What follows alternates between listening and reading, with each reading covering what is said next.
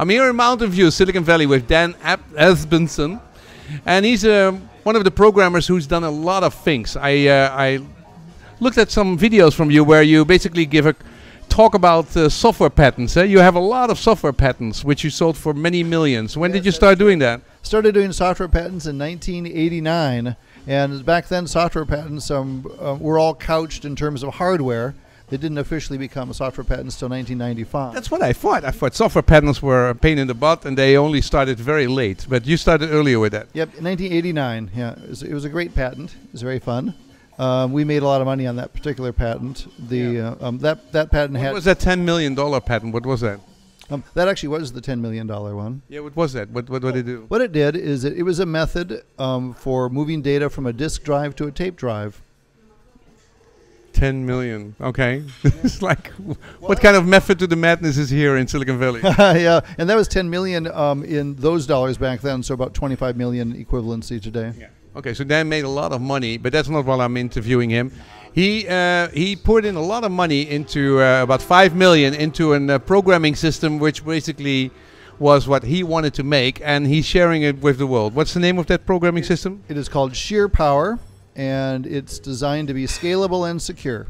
Yeah, because you were always in security, and you made a system and a development platform which is completely secure by design. Yes, it's secure by design, so programmers can write code without thinking about the security implications. Yeah, and it's not. And so you made that platform. What other features does it have?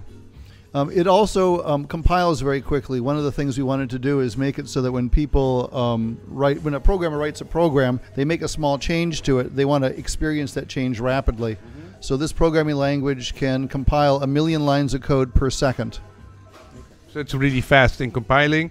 It has a lot of feedback. You also said it was very scalable. It's also very scalable. At runtime, the language is 20 times faster than Python.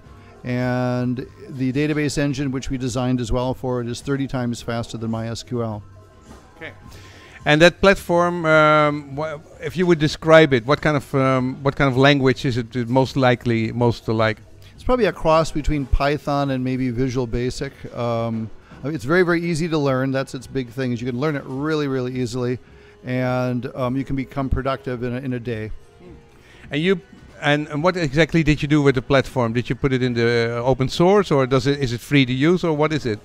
Yeah, there's a website, sp4gl.com, and it's free to download, free to use, both individual and commercial. No restrictions. Okay, does it come with the source code or not? The language itself doesn't come with source code, but everything you write is available however you want. Yeah.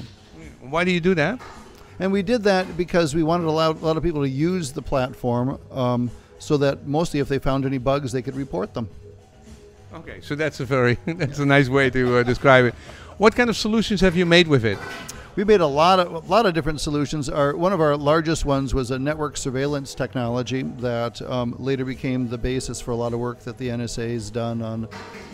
What a great reference! The NSA has a reference company. They like it too. That your platform. Well, I don't know. They just used it as a reference, and we did that work for the Department of Energy, and then it's also used by a number of banks and a number of unions and people like that.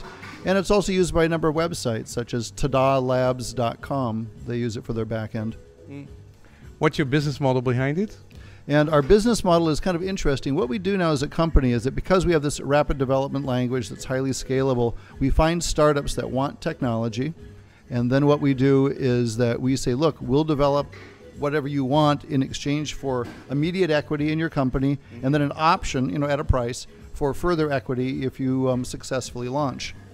Okay, so that is a way you provide not VC monies, but you provide tech development. Right, we're like a VC, except we provide tech. That's right, exactly. Okay.